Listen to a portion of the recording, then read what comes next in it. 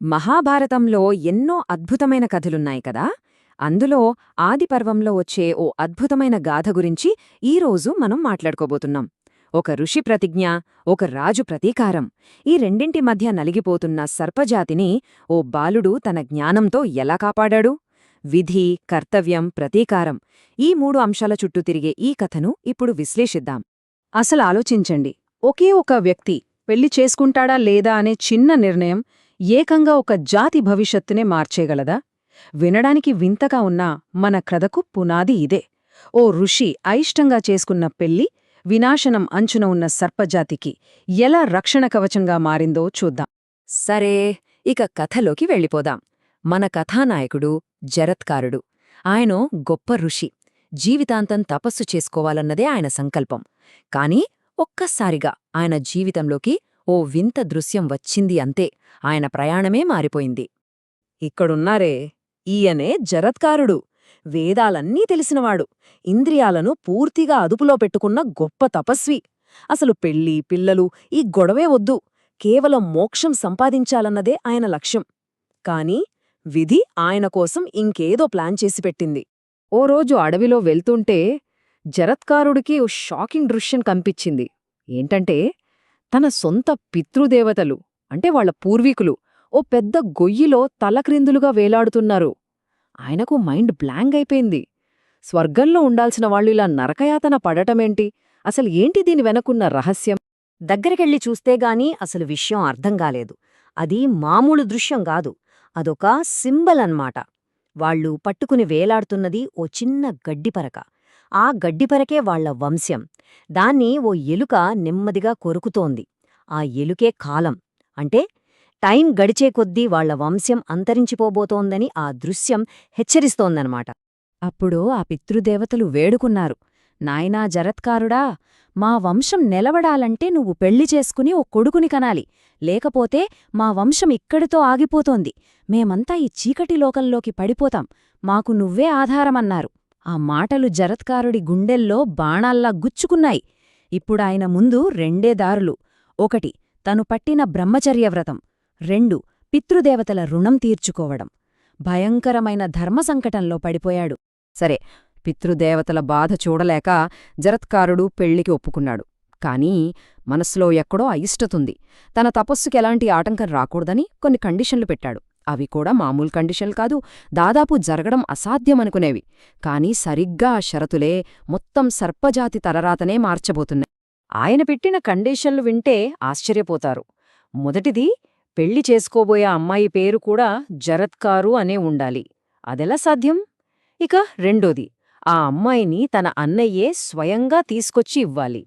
ఇక మూడోది, ఇది అన్నింటికన్నా కఠినమైనది, నువ్వు నన్ను ఎప్పుడైనా సరే ఏ విషయంలోనైనా అగౌరవపరిస్తే ఆ క్షణమే నిన్ను వదిలేసి వెళ్ళిపోతా అని ముందే చెప్పాడు. విధి చూడండి, నాగరాజు అయిన వాసుకి చెల్లెలి పేరు కూడా జరత్కారువే. దాంతో పెళ్లి జరిగిపోయింది. కాని ఆ మూడో కండిషనే వాళ్ల కాపురానికి ఓ టైం బాంబులా మారింది. కొంతకాలం గడిచింది. ఓ రోజు సాయంత్రం వేళ జరత్కారుడు తన భార్య ఒడిలో తలపెట్టుకుని నిద్రపోతున్నాడు. సూర్యుడు అస్తమించే సమయం దగ్గరపడింది. తన భర్త సంధ్యావందనం చెయ్యాలి కదా. సమయం మించిపోతే ధర్మం లోపించినట్టవుతుందని పాపం ఆమె మంచి ఉద్దేశంతోనే ఆయన్ని నిద్రలేపింది. కాని ఆ చిన్న పని తన వైవాహిక జీవితానికే ఫుల్ స్టాప్ పెట్టబోతోందని ఆమె ఊహించలేకపోయింది. ఇక్కడే వచ్చింది అసలు సమస్య. ఆమె దృష్టిలో అది భార్యగా తన కర్తవ్యం. కాని జరత్కారుడు దాన్ని అవమానంగా తీసుకున్నాడు. తన తపస్సు శక్తిని తక్కువ చేసినట్టు ఫీలయ్యాడు. ఏంటి, నేను సంధ్యావందనం చెయ్యకుండా సూర్యుడు అస్తమిస్తాడని అనుకున్నావా? అంత ధైర్యం సూర్యుడికి కూడా లేదు. నన్ను నిద్రలేపి నా శక్తిని నువ్వు అవమానించావు అని కోపంతో ఊగిపోయాడు. చూడండి, ఒకరి ధర్మం ఇంకొకరికి అవమానంగా ఎలా మారిపోయిందో. ఇక అంతే, ఇచ్చిన మాట ప్రకారం ఆ క్షణమే ఆమెను వదిలేసి వెళ్ళిపోయాడు. కాని వెళ్తూ వెళ్తూ ఒక్క మాట చెప్పాడు. నీ గర్భంలో మన కొడుకు పెరుగుతున్నాడు. అతను గొప్ప పండితుడై నా వంశాన్ని, నీ నాగవంశాన్ని కూడా నిలబెడతాడు అని. చూడండి, పెళ్లిబంధం ముదిసిపోయింది. కాని ఆ పెళ్లికి అసలు కారణమైన వంశోద్ధరణ జరగబోతోంది.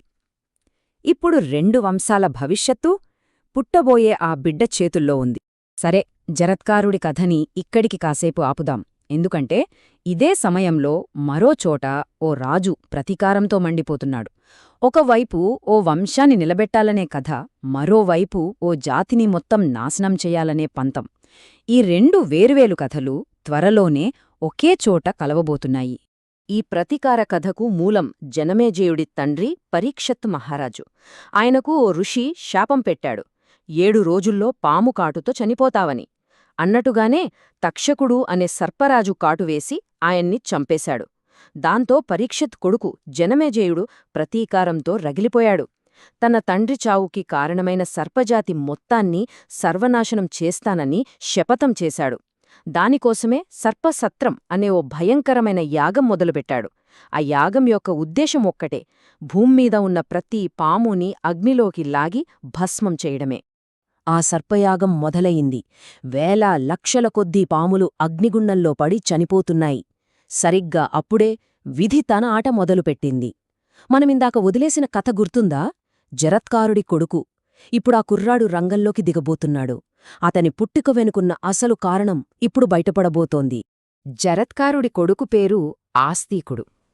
అచ్చం తండ్రిలాగే చిన్న వయసులోనే వేదాలన్నీ నేర్చుకుని గొప్ప జ్ఞాని అయ్యాడు. అతన్లో తండ్రినుంచి వచ్చిన ఋషి లక్షణాలున్నాయి, తల్లినుంచి వచ్చిన నాగవంశపు రక్తముంది. ఈ 2 లక్షణాల కలయికే అతన్ని ఈ కథలో హీరోగా నిలబెట్టింది. యాగం జరుగుతున్న విషయం నాగరాజు వాసుకికి తెలిసింది. ఇక లాభం లేదనుకొని తన మేనల్లుడైన ఆస్తికుడు దగ్గరికి పరుగున వచ్చాడు. నాయనా, బ్రహ్మదేవుడు ఎప్పుడూ చెప్పాడు, నీవల్లే ఈ యాగమాగుతుందని. దయచేసి మా జాతిని కాపాడు అని వేడుకున్నాడు. ఒక్కసారి ఆలోచించండి, ఒక జాతి మొత్తం బతుకు ఇప్పుడు ఈ ఒక్క యువకుడి భుజాలపై పడింది. ఇది మామూలు విషయం కాదు, ఇది అతనికి పెద్ద అగ్నిపరీక్ష. ఇక కథ క్లైమాక్స్కొచ్చేసింది. ఒకవైపు ప్రతీకారంతో మండిపోతున్న జనమేజయుడు, మరోవైపు శాంతమూర్తి అయిన ఆస్తికుడు. ఇక్కడ జరగబోయేది కత్తులతో యుద్ధం కాదు, మాటలతో, జ్ఞానంతో, ధర్మంతో జరిగే యుద్ధం. అసాధ్యమనుకున్నదాన్ని ఆస్తికుడు ఎలా సాధించాడో చూద్దాం రండి. ఆస్తికుడు నేరుగా యాగం జరుగుతున్న చోటికి వెళ్లాడు. కాని వెళ్ళి యాగం ఆపండి అని గొడవ చెయ్యలేదు. చాలా తెలివిగా ముందుగా రాజుని, అక్కడున్న ఋషులను, ఆ యాగం యొక్క గొప్పతనాన్ని పొగడటం మొదలుపెట్టాడు. తన మాటలతో అందర్నీ ఆకట్టుకున్నాడు. ఇది అతని ప్లాన్లో ఫస్ట్ స్టెప్ అనమాట. ఆ చిన్న వయసులోనే అంత జ్ఞానం, ఆ వినయం చూసి జనమేజయుడికి చాలా ఆనందమేసింది. ఓ గొప్ప బ్రాహ్మణుడా, నీ మాటలకి నేను ముగ్ధుడనయ్యాను. నీకు ఏ వరం కావాలో కోరుకో, ఇస్తాను అని మాట ఇచ్చేశాడు. ఆస్తికుడు ఎదురుచూస్తున్నది సరిగ్గా ఇదే క్షణం కోసం.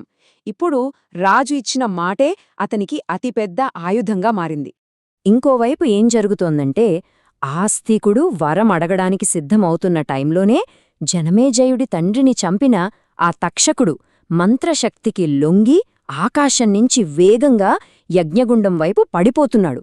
అంటే రాజు ప్రతీకారం ఇంకొన్ని క్షణాల్లో తీరిపోతోంది. టెన్షన్ పీక్స్కి చేరింది. సరిగ్గా అప్పుడు ఆస్తికుడు గంభీరంగా అన్నాడు, మహారాజా, నాకు కావలసిన వరం ఒక్కటే. ఈ సర్పయాగాన్ని ఇక్కడితో ఇప్పుడే ఆపేయండి. వావ్! ఎంత తెలివైన మూవ్ కదా! రాజు ఇచ్చిన మాటతోనే అతని ప్రతీకారాన్ని ఆపేశాడు. క్షత్రియ ధర్మం ప్రకారం జనమేజయుడు ఇచ్చిన మాటను వెనక్కి తీసుకోలేడు. అలా ఆస్తికుడు తన ఆయుధంలాంటి జ్ఞానంతో ఒక జాతిని మొత్తం నాశనం కాకుండా కాపాడాడు. ఈ కథ కేవలం ఒక పాత కథ మాత్రమే కాదు. ఇందులో మనం నేర్చుకోవాల్సిన విషయాలు చాలా ఉన్నాయి. అవేంటో ఒకసారి చూద్దాం. చూడండి, ఈ కథ నుంచి మనకు చాలా విషయాలు తెలుస్తాయి. పెద్దల కోరికలు తీర్చడం మన కర్తవ్యమని జరత్కారుడి కథ చెప్తుంది. విధిరాతను ఎవ్వరూ మార్చలేరని పరీక్షిత్తు కథ మనకు చూపిస్తుంది. అన్నింటికంటే ముఖ్యంగా పగ, ప్రతీకారం కంటే జ్ఞానం, ధర్మమే ఎప్పుడు గెలుస్తాయని ఆస్తికుడు నిరూపించాడు. అందుకే ఇప్పటికీ చాలామంది ఈ కథ చదివినా లేదా విన్నా పాముల భయం పోతుందని నమ్ముతారు. ఈ అద్భుతమైన కథ విన్నాక మనందర్లో ఓ ప్రశ్న మిగిలిపోతుంది. అసలు విధి అంటే ఏంటి? అది మనమెంచుకునేదారా, లేక మన గతం, మన పూర్వీకులు మనకు పెట్టిన రుణమా?